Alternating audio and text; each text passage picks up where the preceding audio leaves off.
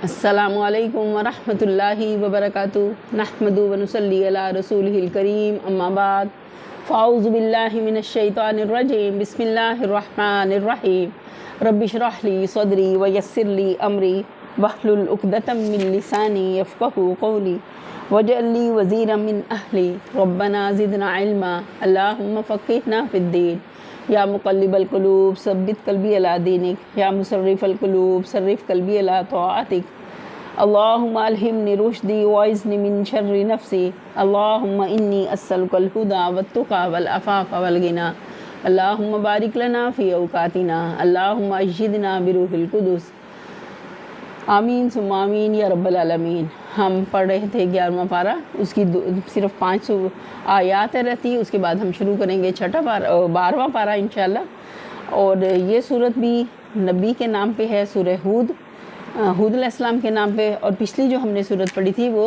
सूरह यूनुस अलैहिस्सलाम के नाम पे थी। कुरान पाक में 5 ऐसी सूरतें हैं जो अम्बिया के नाम पर हैं। उसमें हम देखते हैं कौन कौन सी सूरतें हैं। सबसे पहले सूरह यूनुस है, फिर सूरह हूद है, फिर सूरह यूसुफ है, फिर सूरह इब्राहीम है, और फिर उसमें है सूरह मोहम्मद, आखिर में आती है सूरह मोहम्मद। और एक सूरह अम्बिया के नाम पे है जिसमें बहुत सारे अम्बिया का ज़िक्र है, और फिर कुछ कौमों के ज़िक्र हैं, उन कौमों के नाम पे भी सूरतें हैं। जैसे बनी इसराइल का ज़िक्र आता है, और ऐसे ही जो अहकाफ़ वाले हैं उनकी बात आती है। फिर सूरह सबा, कौम सबा जो जिसमें एक औरत हुक्मरान थी, उस पे पूरी सूरत आती है। और लुकमान एक जो नबी नहीं थे लेकिन बहुत ही नेक बंदे थे अल्लाह ताला के, उनके नाम पे भी एक सूरत है, सूरह लुकमान। सूरह कसस है फिर, जिसमें बहुत सारे अम्बिया का ज़िक्र है। तो ऐसे ही कुरान पाक में जितनी भी सूरत नूह भी है, जिसे हम पहले मिस कर गए। सूरह नूह भी है, नूह अलैहिस्सलाम के नाम पे। और तो आज हम पढ़ेंगे सूरह हूद इंशाल्लाह। पहले सूरह यूनुस की 5 आयात को कवर करेंगे जो 11वें पारे में आती हैं, और बाकी उसका हिस्सा 12वें पारे में है। पढ़ते हैं। आऊज़ु बिल्लाहि मिनश शैतानिर रजीम बिस्मिल्लाहिर रहमानिर रहीम अलिफ लाम रा किताबुन उहकिमत आयातुहु सुम्मा फुस्सिलत मिन लदुन हकीमिन खबीर। अलिफ लाम रा हुरूफ़े मुक़त्तआत, फरमान है, बयान है, जिसकी आयतें पुख्ता और मुफस्सल इरशाद हुई हैं एक दाना और बाखबर हस्ती की तरफ से। किताब का तर्जमा यहाँ अंदाज़े बयां की मुनासबत से फरमान कहा गया है।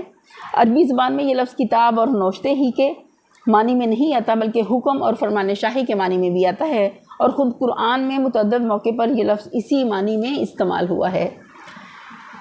यानी इसमें इस फरमान में जो बातें बयान की गई हैं वो पक्की और अटल हैं, खूब जची तुली हैं, निरी लफ्ज़ी नहीं है, ख़ताबत की साहरी और तख़य्युल की शायरी नहीं है, ठीक ठीक हकीकत बयान की गई है, और इसका एक लफ्ज़ भी ऐसा नहीं जो हकीकत से कम या ज़्यादा हो। फिर ये आयतें मुफस्सल भी हैं, इनमें एक एक बात खोल खोल कर वाज़ेह तरीके से इरशाद हुई है। यहाँ बयान उलझा हुआ, गुजलक और मुबहिम नहीं है, हर बात को अलग अलग साफ साफ समझा कर बताया गया है। ये इतनी वाज़ेह किताब है। अल्लाह ताबुदू इल्लल्लाह इन्ननी लकुम मिन्हु नज़ीरुम व बशीर, कि तुम ना बंदगी करो, अल्लाह ताला हुक्म दे रहे हैं, मगर सिर्फ अल्लाह की, मैं उसकी तरफ तुमको ख़बरदार करने वाला भी हूँ और बशारत देने वाला भी। व इन इस्तग़फ़िरू रब्बकुम सुम्मा तूबू इलैहि युमत्तिउकुम मताअन हसनन इला अजलिम मुसम्मम व यु'ति कुल्ला ज़ी फ़ज़लिन फ़ज़लहु व इन तवल्लौ फ़इन्नी अख़ाफ़ु अलैकुम अज़ाब यौमिन कबीर।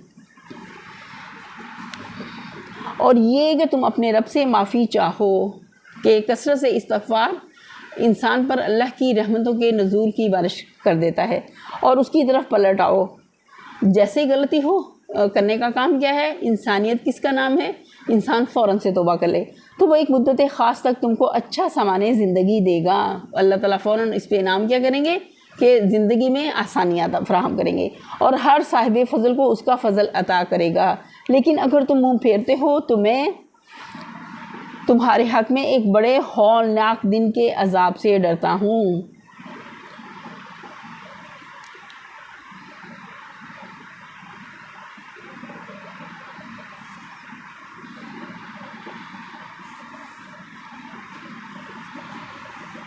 یہاں پر اللہ تعالیٰ بتاتے ہیں کہ دنیا میں تمہارے ٹھہرنے کے لیے جو وقت مقرر ہے، اس وقت تک وہ تم کو بری طرح نہیں بلکہ اچھی طرح رکھے گا، اس کی نعمتیں تم پر برسیں گی، اس کی برکتوں سے سرفراز ہوگے، خوشحال و فارغ البال رہو گے، زندگی میں امن اور چین نصیب ہوگا، ذلت و خواری کے ساتھ نہیں بلکہ عزت و شرف کے ساتھ جیو گے۔ یہی مضمون دوسرے موقع پر اس طرح ارشاد ہوا ہے، سورہ نحل کی آیت ہے 97، جو شخص بھی ایمان کے ساتھ نیک عمل کرے گا، خواہ مرد ہو یا عورت، ہم اس کو پاکیزہ زندگی بسر کرائیں گے۔ اس سے لوگوں کو اس عام غلط فہمی کو رفع کرنا مقصود ہے جو شیطان نے ہر نادان دنیا پرست آدمی کے کان میں پھونک رکھی ہے کہ خدا ترسی اور راست بازی اور احساس سے ذمہ داری کا طریقہ اختیار کرنے سے آدمی کی آخرت بنتی ہو تو بنتی ہو مگر دنیا ضرور بگڑ جاتی ہے۔ یہ غلط خیال ہے، اور یہ کہ ایسے لوگوں کے لیے دنیا میں فاق و مستی، خستہ حالی کے سوا کوئی زندگی نہیں ہے۔ ہم دیکھتے ہیں کہ اسلام کے بعد اللہ تعالیٰ نے صحابہ کو بہت زیادہ مال و دولت سے بھی نوازا تھا۔ اللہ تعالیٰ اس کی تردید میں فرماتے ہیں کہ اس راہ راست کو اختیار کرنے سے تمہاری صرف آخرت ہی نہیں بلکہ دنیا بھی بنے گی۔ آخرت کی طرح اس دنیا کی حقیقی عزت و کامیابی بھی ایسے ہی لوگوں کے لیے ہے جو سچی خدا پرستی کے ساتھ صالح زندگی بسر کریں گے، جن کے اخلاق پاکیزہ ہوں، جن کے معاملات درست ہوں، جن پر ہر معاملے میں بھروسہ کیا جا سکے، جن سے ہر شخص بھلائی کا متوقع ہو، جن سے کسی انسان کو یا کسی قوم کو شر کا اندیشہ نہ ہو۔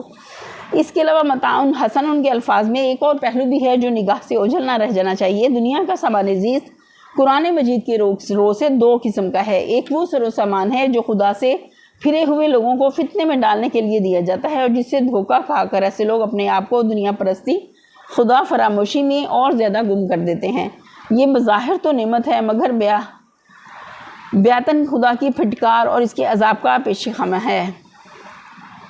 قرآن مجید میں اس کو متاع غرور کے الفاظ سے یاد کرتا ہے۔ قرآن مجید اس کو دوسرا وہ سر و سامان ہے جس سے انسان خوشحال اور قوی بازو ہو کر اپنے خدا کا اور زیادہ شکر گزار بنتا ہے، خدا اور اس کے بندوں کے اور خود اپنے نفس کے حقوق زیادہ اچھی طرح ادا کرتا ہے، خدا کے دیے ہوئے وسائل سے طاقت پا کر دنیا میں خیر و صلاح کی ترقی اور شر و فساد کے استحصال کے لیے زیادہ کارگر کوشش کرنے لگتا ہے۔ یہ قرآن کی زبان میں متاع حسن ہے، یعنی اچھا سامان زندگی جو محض عیش دنیا ہی پر ختم نہیں ہوتا بلکہ نتیجے میں عیش آخرت کا بھی ذریعہ بنتا ہے۔ پھر جو شخص اخلاق و اعمال میں جتنا بھی آگے بڑھے گا اللہ تعالیٰ اس کو اتنا ہی بڑا درجہ عطا کرے گا۔ اللہ کے ہاں کسی کی خوبی یا پر پانی نہیں پھیرا جاتا، اس کے ہاں جس طرح برائی کی قدر نہیں ہے اسی طرح بھلائی کی نہ قدری بھی نہیں ہے۔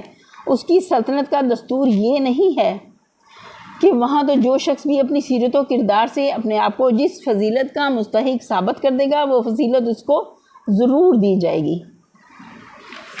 آگے دیکھتے ہیں۔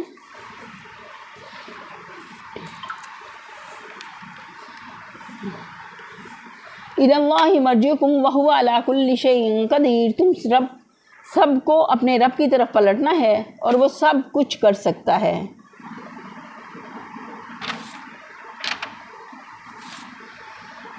أَلَا إِنَّهُمْ يَسْلُونَ صُدُورَهُمْ لِيَسْتَخْفُوا مِنْهُ أَلَا حِينَ يَسْتَغْشُونَ ثِيَابَهُمْ يَعْلَمُ مَا يُسِرُّونَ وَمَا يُعْلِنُونَ إِنَّهُ عَلِيمٌ بِذَاتِ الصُّدُورِ۔ دیکھو یہ لوگ اپنے سینوں کو موڑتے ہیں تاکہ اس سے چھپ جائیں، خبردار جب یہ کپڑوں سے اپنے آپ کو ڈھانپتے ہیں اللہ ان کے چھپے کو بھی جانتا ہے اور کھلے کو بھی۔ وہ تو ان بھیدوں سے بھی واقف ہے جو سینوں میں ہیں۔ مکے میں جب نبی صلی اللہ علیہ وسلم کی دعوت کا چرچا ہوا تو بہت سے لوگ وہاں ایسے تھے جو مخالفت میں تو کچھ بہت زیادہ سرگرم نہ تھے مگر آپ کی دعوت سے سخت بیزار تھے۔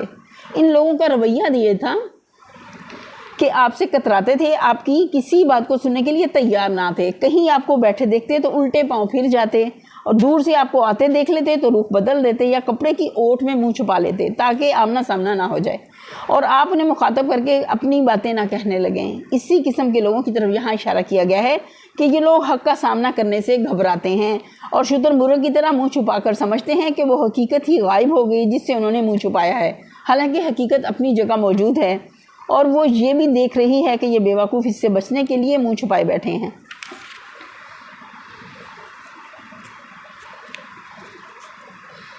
جی 12ویں پارے کا آغاز ہوتا ہے وَمَا مِن دَابَّةٍ فِي الْأَرْضِ إِلَّا عَلَى اللَّهِ رِزْقُهَا وَيَعْلَمُ مُسْتَقَرَّهَا وَمُسْتَوْدَعَهَا كُلٌّ فِي كِتَابٍ مُبِينٍ۔ زمین میں چلنے والا کوئی جاندار ایسا نہیں ہے جس کا رزق اللہ کے ذمے نہ ہو اور جس کے متعلق وہ نہ جانتا ہو کہ کہاں وہ رہتا ہے اور کہاں وہ سونپا جاتا ہے، سب کچھ ایک صاف دفتر میں موجود ہے۔ یعنی جس خدا کے علم کا حال یہ ہے کہ ایک ایک چڑیا کا گھونسلہ اور ایک ایک کیڑے کا بل اس کو معلوم ہے، وہ اسی کی جگہ پر اس کو سامان زیست پہنچا رہا ہے۔ سوچیں کیسا باریک بھی ہمارا اللہ ہے جس کو ہر آن اس کی خبر ہے کہ کون سا جاندار کہاں رہتا ہے اور کہاں اپنی جان جانے آفرین کے سپرد کرتا ہے۔ گویا ہم نے مر کر جس مٹی میں جانا ہے، جو جگہ ہماری قبر بننی ہے، اللہ کو وہ بھی معلوم ہے۔ اس کے متعلق اگر تم یہ گمان کرتے ہو کہ اس طرح منہ چھپا چھپا کر یا کانوں میں انگلیاں ٹونس کر یا آنکھوں میں پردے ڈال کر تم اس کی پکڑ سے بچ جاؤ گے تو سخت نادان ہو۔ دائیں حق سے تم نے منہ چھپا بھی لیا تو آخر اس کا حاصل کیا ہے؟ کیا اللہ سے بھی تم چھپ گئے؟ کیا اللہ یہ نہیں دیکھ رہا کہ ایک شخص تمہیں امر حق سے آگاہ کرنے میں لگا ہوا ہے اور تم یہ کوشش کر رہے ہو کہ کسی طرح اس کی کوئی بات تمہارے کان میں نہ پڑنے پائے؟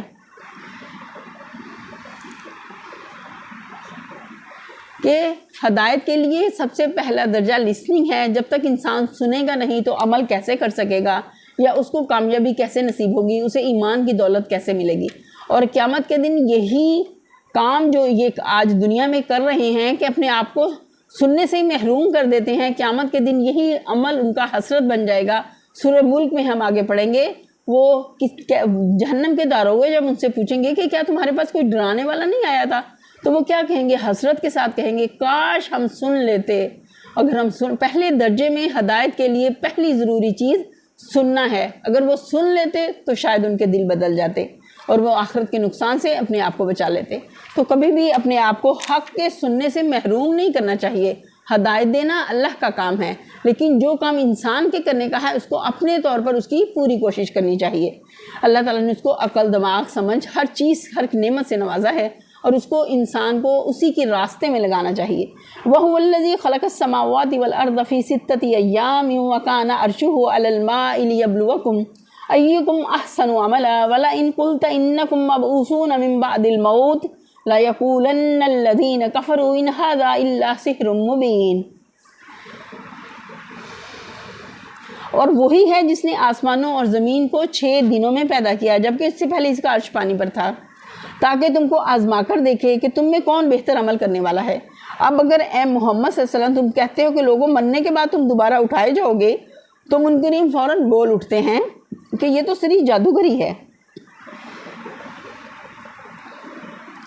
جملے معترضہ ہے جو غالباً لوگوں کے اس سوال کے جواب میں فرمایا گیا ہے کہ آسمان و زمین اگر پہلے نہ تھے تو بعد میں پیدا کیے گئے تو پہلے کیا تھا؟ اس سوال کو یہاں نقل کیے بغیر اس کا جواب اس مختصر سے فقرے میں دے دیا گیا ہے کہ پہلے پانی تھا۔ ہم نہیں کہہ سکتے کہ اس پانی سے مراد کیا ہے، یعنی پانی، یہی پانی جسے ہم اس نام سے جانتے ہیں، یا لفظ محض استعارے کے طور پر مادے کی اس مایہ حالت کے لیے استعمال کیا گیا ہے جو موجودہ صورت میں ڈھالے جانے سے پہلے تھی۔ رہا یہ ارشاد کہ اللہ کا عرش پہلے پانی پر تھا، تو اس کا مفہوم ہماری سمجھ میں یہ آتا ہے کہ اللہ کی سلطنت پانی پر تھی۔ پھر اس ارشاد کا مطلب یہ ہے کہ اللہ تعالیٰ نے زمین و آسمان کو اس لیے پیدا کیا کہ تم کو، یعنی انسان کو پیدا کرنا مقصود تھا، اور تمہیں اس لیے پیدا کیا کہ تم پر اخلاقی ذمہ داری کا بار ڈالا جائے، تم کو خلافت کے اختیارات سپرد کیے جائیں، اور پھر دیکھا جائے کہ تم میں سے کون ان اختیارات کو اور اس اخلاقی ذمہ داری کے بوجھ کو کس طرح سنبھالتا ہے۔ اگر اس تخلیق کی طے میں یہ مقصد نہ ہوتا، اگر اختیارات کی تفویض کے باوجود کسی امتحان کا، کسی محاسبہ اور بعض پرسکار اور کسی جزا و سزا کا کوئی سوال نہ ہوتا، اور اگر انسان کو اخلاقی ذمہ داری کا حامل ہونے کے باوجود یوں ہی بے نتیجہ مر کر مٹی میں ہو جانا ہی ہوتا، تو پھر یہ سارا کار تخلیق بالکل ایک محمل کھیل تھا، اور اس تمام ہنگامہ وجود کی کوئی حیثیت ایک فعل عبث کے سوا نہ تھی۔ یعنی ان لوگوں کی نادانی کا حال یہ ہے کہ کائنات کو ایک کھلنڈرے کا گھروندہ اور اپنے آپ کو اس کے جی بہلانے کا کھلونا سمجھ بیٹھے ہیں، اور اس مکانہ تصور میں اتنے مگن ہیں کہ جب تم انہیں اس کا کارگار حیات کا سنجیدہ مقصد اور خود ان کے وجود کی معقول غرض و غایت سمجھاتے ہو تو کہکے لگاتے ہیں اور تم پر پھپتی کستے ہیں کہ یہ شخص تو جادو کی سی باتیں کرتا ہے۔ وَلَئِنْ أَخَّرْنَا عَنْهُمُ الْعَذَابَ إِلَىٰ أُمَّةٍ مَّعْدُودَةٍ لَيَقُولُنَّ مَا يَحْبِسُ عَلَىٰ يَوْمَ يَأْتِيهِمْ لَيْسَ مَصْرُوفًا عَنْهُمْ وَحَاقَ بِهِمْ مَا كَانُوا بِهِ يَسْتَهْزِئُونَ۔ اگر ہم انسان کو اپنی رحمت سے نوازنے کے بعد پھر اس سے محروم کر دیتے ہیں تو وہ مایوس ہوتا ہے اور ناشکری کرنے لگتا ہے۔ وَلَئِنْ أَذَقْنَا الْإِنسَانَ مِنَّا رَحْمَةً ثُمَّ نَزَعْنَاهَا مِنْهُ إِنَّهُ لَيَئُوسٌ كَفُورٌ۔ اور اگر اس مصیبت کے بعد جو اس پر آئی تھی ہم اسے نعمت کا مزہ چکھاتے ہیں تو کہتا ہے کہ میرے تو سارے دل درد دکھ دور پار ہو گئے، پھر وہ پھولا نہیں سماتا اور اکڑنے لگتا ہے۔ دل ادر پار ہو گئے یا سارے دکھ درد دور ہو گئے، دونوں معنی لیے جا سکتے ہیں۔ یہ انسان کے چھچورے پن، سطح بینی اور قلت تدبر کا حال ہے۔ قلت تدبر جس کا مشاہدہ ہر وقت زندگی میں ہوتا رہتا ہے اور جس کو عام طور پر لوگ اپنے نفس کا حساب لے کر خود اپنے اندر بھی محسوس کر سکتے ہیں۔ آج خوشحال اور زور آور ہیں تو اکڑ رہے ہیں اور فخر کر رہے ہیں، ساون کے اندھے کی طرح ہر طرف ہرا ہی ہرا نظر آ رہا ہے، اور خیال تک نہیں آتا کہ کبھی اس بہار پر خزاں بھی آ سکتی ہے۔ کل کسی مصیبت کے پھیر میں آ گئے تو بلبلا اٹھے، حسرت و یاس کی تصویر بن کر رہ گئے، اور بہت علم لائے تو اللہ کو نعوذ باللہ گالیاں دے کر اور اس کی خدائی پر تان کر کے غم غلط کرنے لگے، استغفر اللہ۔ پھر جب برا وقت گزر گیا اور بھلے دن آئے تو وہی اکڑ، وہی ڈینگے اور نعمت کے نشے میں وہی سرمستیاں پھر شروع ہو گئی۔ انسان کی اس ذلیل صفت کا یہاں کیوں ذکر ہو رہا ہے؟ اس کی غرض ایک نہایت لطیف انداز میں لوگوں کو اس بات پر متنبہ کرنا ہے کہ آج اطمینان کے ماحول میں جب ہمارا پیغمبر تمہیں خبردار کرتا ہے کہ اللہ کی نافرمانیاں کرتے رہو گے تو تم پر عذاب آئے گا، اور تم اس کی بات سن کر ایک زور کا ٹھٹھا مارتے ہو اور کہتے ہو کہ دیوانے دیکھتے نہیں کہ ہم پر نعمتوں کی بارش ہو رہی ہے، ہر طرف ہماری بڑائی کے پھرپھرے اڑ رہے ہیں، اس وقت تجھے دن دہاڑے یہ ڈراؤنا خواب کیسے نظر آ گیا کہ کوئی عذاب ہم پر ٹوٹ پڑنے والا ہے؟ تو دراصل پیغمبر کی نصیحت کے جواب میں تمہارا یہ ٹھٹھا اسی ذلیل صفت کا ایک ذلیل تر مظاہرہ ہے۔ خدا تو تمہاری گمراہیوں اور بدکاریوں کے باوجود محض اپنے رحم و کرم سے تمہاری سزا میں تاخیر کر رہا ہے تاکہ تم کسی طرح سنبھل جاؤ، مگر تم اس مہلت کے زمانے میں یہ سوچ رہے ہو کہ ہماری خوشحالی کیسی پائیدار بنیادوں پر قائم ہے اور ہمارا یہ چمن کیسا سدا بہار ہے کہ اس پر خزاں آنے کا کوئی خطرہ ہی نہیں ہے۔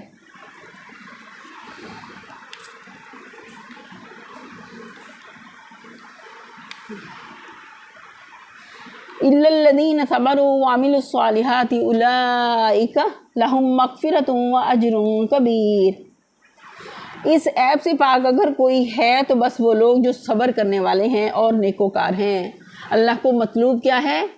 اخلاص کے ساتھ نیکی پر جمے رہنا اور اللہ کے راستے میں صبر کرنا، اور وہی ہیں جن کے لیے درگزر بھی ہے اور بڑا اجر بھی۔ یہاں صبر کے ایک اور مفہوم پر روشنی پڑتی ہے۔ صبر کی صرف اس چچورے پن کی ضد ہے جس کا ذکر اوپر کیا گیا ہے۔ صابر وہ شخص ہے جو زمانے کے بدلتے ہوئے حالات میں اپنے ذہن کے توازن کو برقرار رکھے، وقت کی ہر گردی سے اثر لے کر اپنے مزاج کا رنگ بدلتا نہ چلا جائے، بلکہ ایک معقول اور صحیح رویے پر ہر حال میں قائم رہے۔ اگر کبھی حالات سازگار ہوں اور وہ دولت مندی و اقتدار اور ناموری کے آسمانوں پر چڑھا چلا جا رہا ہو تو بڑائی کے نشے میں مست ہو کر بہکنے نہ لگے، اور اگر کسی دوسرے وقت مصائب و مشکلات کی چکی سے اسے پیچھے ڈال رہی ہو تو اپنے جوہر انسانیت کو اس میں ضائع نہ کر دے۔ اللہ کی طرف سے آزمائش خواہ نعمت کی صورت میں آئے یا مصیبت کی صورت میں، دونوں صورتوں میں اس کی بربادی اپنے حال پر قائم رہے، اس کی بردباری دونوں صورتوں میں اس کی بردباری اپنے حال پر قائم رہے۔ جیسے قناعت سے کام لے، مشکل گھڑی ہو یا آسانی ہو، نعمتوں کی برسات ہو یا آزمائش تکلیف ہو، دونوں حالات اللہ کی طرف سے ہیں۔ اس میں کرنے کا کام کیا ہے کہ انسان پوری بردباری کے ساتھ، قناعت کے ساتھ اس کو جھیلے، اور اس کا ظرف کسی چیز کی بھی چھوٹی یا بڑی مقدار سے چھلک نہ پڑے۔ یعنی اللہ ایسے لوگوں کے قصور معاف بھی کرتا ہے اور ان کی بھلائیوں پر اجر بھی دیتا ہے۔ ہمیں اپنے آخرت کو فوکس رکھنا چاہیے، حالات کیسے بھی ہوں، صرف ہماری نظر اللہ کی طرف مبذول رہے اور اللہ سے دعا گو رہیں کہ جس نے تکلیف دی ہے دور بھی کرنے والی صرف اسی کی ذات ہے۔ فَلَعَلَّكَ تَارِكٌ بَعْضَ مَا يُوحَىٰ إِلَيْكَ وَضَائِقٌ بِهِ صَدْرُكَ أَن يَقُولُوا لَوْلَا أُنزِلَ عَلَيْهِ كَنزٌ أَوْ جَاءَ مَعَهُ مَلَكٌ إِنَّمَا أَنتَ نَذِيرٌ وَاللَّهُ عَلَىٰ كُلِّ شَيْءٍ وَكِيلٌ۔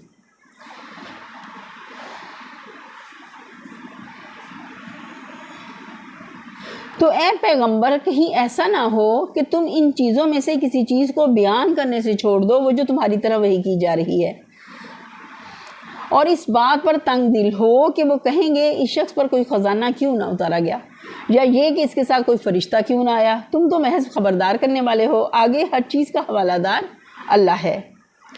اس ارشاد کا مطلب سمجھنے کے لیے ان حالات کو پیش نظر رکھنا چاہیے جن میں یہ فرمایا گیا ہے۔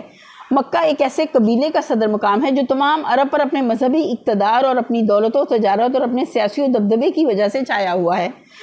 اس حالت میں جبکہ یہ لوگ اپنے انتہائی عروج پر ہیں، اس بستی کا ایک آدمی اٹھتا ہے اور علی اعلان کہتا ہے کہ جس مذہب کے تم پیشوا ہو وہ سراسر گمراہی ہے۔ نبی صلی اللہ علیہ وسلم کی طرف اشارہ ہے۔ جس نظام تمدن کے تم سردار ہو جو وہ اپنی جڑ تک گلا اور سڑا ہوا نظام ہے، اللہ کا عذاب تم پر ٹوٹ پڑنے کے لیے تلا کھڑا ہے، اور تمہارے لیے اس سے بچنے کی کوئی صورت اس کے سوا نہیں ہے کہ اس مذہب حق اور اس نظام صالح کو قبول کر لو جو میں اللہ کی طرف سے تمہارے سامنے پیش کر رہا ہوں۔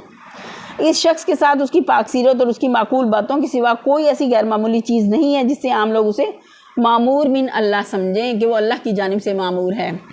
اور گرد و پیش کے حالات میں بھی مذہب و اخلاق اور تمدن کی گہری بنیادی خرابیوں کے سوا کوئی ایسی ظاہر علامت نہیں ہے جو نزول عذاب کی نشاندہی کرتی ہو، بلکہ اس کے برعکس تمام نمایاں علامتیں یہی ظاہر کر رہی ہیں کہ ان لوگوں پر اللہ کا اور ان کے عقیدے کے مطابق دیوتاؤں کا بڑا فضل ہے، اور جو کچھ وہ کر رہے ہیں ٹھیک ہی کر رہے ہیں۔ ایسے حالات میں یہ بات کہنے کا نتیجہ یہ ہوتا ہے، اور اس کے سوا کچھ ہو بھی نہیں سکتا، کہ چند نہایت صحیح دماغ اور حقیقت رس لوگوں کے سوا بستی کے سب لوگ اس کے پیچھے پڑ جاتے ہیں۔ کوئی ظلم و ستم سے اس کو دبانا چاہتا ہے، کوئی جھوٹے الزامات اور اوچھے اعتراضات سے اس کی ہوا اکھاڑنے کی کوشش کرتا ہے، کوئی متعصبانہ بے رخی سے اس کی ہمت شکنی کرتا ہے، اور کوئی مذاق اڑا کر، آوازیں اور پھپتیاں کس کر اور ٹھٹھے لگا کر اس کی باتوں کو ہوا میں اڑا دینا چاہتا ہے۔ یہ استقبال جو کئی سال تک اس شخص کی دعوت کا ہوتا رہا ہے، جیسا کچھ دل چکن اور مایوس کن ہو سکتا ہے، ظاہر ہے بس یہی صورتحال ہے جس میں اللہ تعالیٰ اپنے پیغمبر کی ہمت بڑھانے کے لیے تلقین فرماتا ہے کہ اچھے حالات میں پھول جانا اور برے حالات میں مایوس ہو جانا چچورے لوگوں کا کام ہے۔ ہماری نگاہ میں قیمتی انسان وہ ہے جو نیک ہو اور نیکی کے راستے پر صبر و ثبات اور پامردی کے ساتھ چلنے والا ہو۔ لہٰذا جس تعصب سے، جس بے رخی سے، جس تضحیک و استہزاء سے اور جن جاہلانہ اعتراضات سے تمہارا مقابلہ کیا جا رہا ہے، ان کی وجہ سے تمہارے پائے ثبات میں ذرا بھی لغزش نہ آئے۔ جو صداقت تم پر بذریعہ وحی منکشف کی گئی ہے، اس کے اظہار و اعلان میں اور اس کی طرف دعوت دینے میں تمہیں قطعاً کوئی باک نہ ہو۔ تمہارے دل میں اس خیال کا کبھی گزر تک نہ ہو کہ فلاں بات کیسے کہوں، جبکہ لوگ سنتے ہی نہیں، اس کا مذاق اڑانے لگتے ہیں، اور فلاں حقیقت کا اظہار کیسے کروں جبکہ کوئی اس کے سننے کا روادار نہیں ہے، کوئی مانے یا نہ مانے۔ تم جسے حق پاتے ہو اسے بے کم و کاست اور بے خوف بیان کیے جو آگے سب معاملات اللہ کے حوالے ہیں۔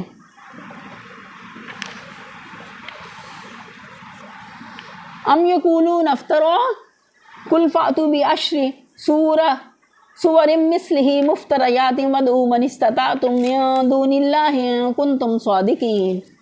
کیا یہ کہتے ہیں کہ پیغمبر نے یہ کتاب خود گھڑ لی ہے؟ کہو اچھا یہ بات ہے تو اس جیسی گھڑی ہوئی 10 صورتیں تم بنا لاؤ، اور اللہ کے سوا اور جو تمہارے معبود ہیں ان کو مدد کے لیے بلا سکتے ہو تو بلا لو، اگر تم انہیں معبود سمجھتے ہو، سمجھنے میں سچے ہو۔ فَإِن لَّمْ يَسْتَجِيبُوا لَكُمْ فَاعْلَمُوا أَنَّمَا أُنزِلَ بِعِلْمِ اللَّهِ وَأَن لَّا إِلَٰهَ إِلَّا هُوَ فَهَلْ أَنتُم مُّسْلِمُونَ، اور یہ کہ اللہ کے سوا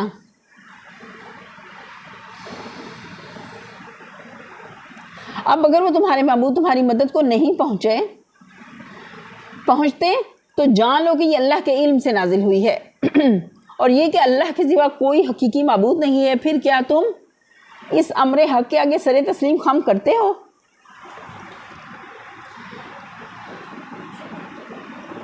جہاں ایک ہی دلیل ہے، قرآن کے کلام الہی ہونے کا ثبوت بھی دیا گیا اور توحید کا ثبوت بھی۔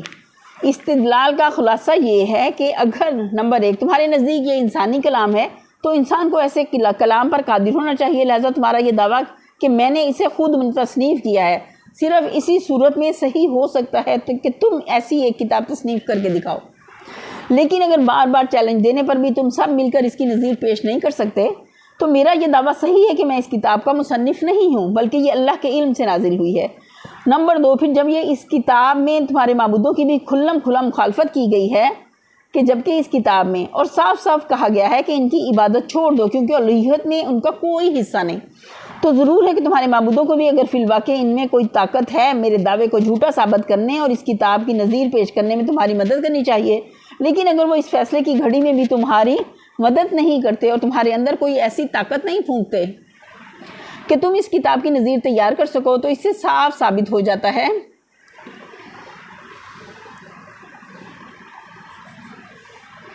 کہ تم نے خام خواہ ان کو معبود بنا رکھا ہے، اور ورنہ در حقیقت ان کے اندر کوئی قدرت اور کوئی شائبہ الہویت نہیں ہے جس کی بنا پر وہ معبود ہونے کے مستحق ہوں۔ اس آیت سے یہ ضمناً یہ بات بھی معلوم ہوئی کہ یہ صورت ترتیب نزول کے اعتبار سے سورہ یونس سے پہلے کی ہے، یہاں 10 صورتیں بنا کر لانے کا چیلنج دیا گیا ہے، اور جب وہ اس کا جواب نہ دے سکے تو پھر سورہ یونس میں کہا گیا کہ اچھا ایک ہی صورت اس کے معنی تصنیف کر لاؤ۔ یہیں پر ہم اپنے لیسن کا اختتام کرتے ہیں۔ وآخر دعوانا الحمدللہ رب العالمین، سبحان ربک رب العزت عما یصفون وسلام علی المرسلین والحمدللہ رب العالمین، آمین ثم آمین یا رب العالمین۔ السلام علیکم ورحمۃ اللہ وبرکاتہ۔